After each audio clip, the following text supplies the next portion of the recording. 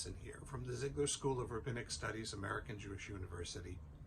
Another brutal week for people who love democracy, for people who care about civilians and their immunity during a time of conflict.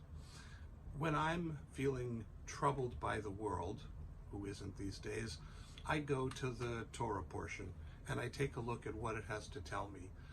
And it often has something to say, this week more explicitly than most times. So take a listen.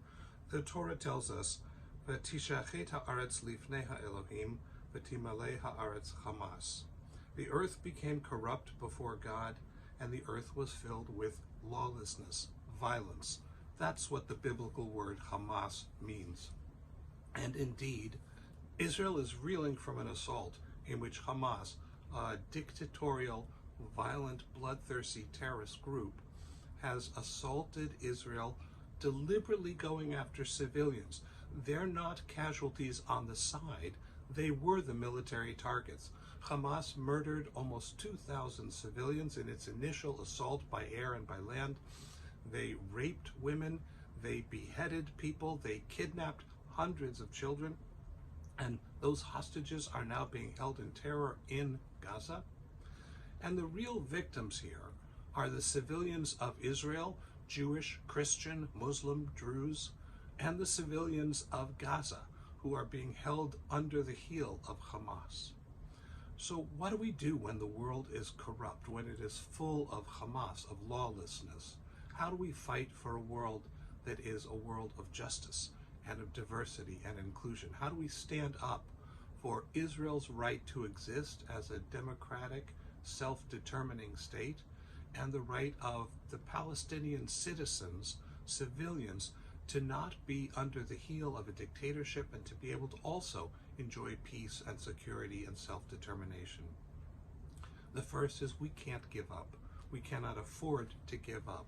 So we continue supporting Israel in its ability to defend itself, to make sure that Hamas no longer has the capacity to attack across borders, no longer has the capacity to kidnap or murder civilians.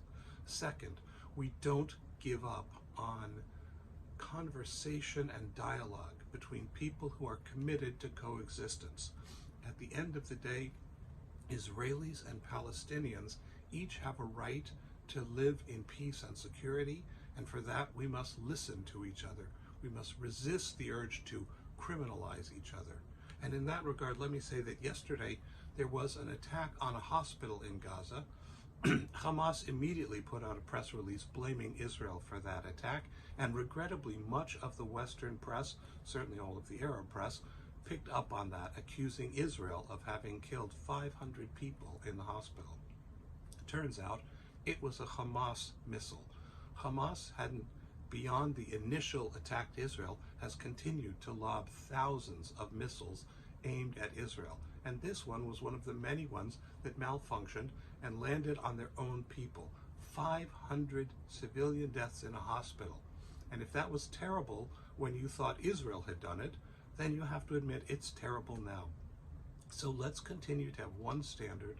Let's continue to insist that civilians have the right to immunity and safety. Let's insist that the only way forward is conversation, getting to know each other, getting to air our differences, and finding common ground.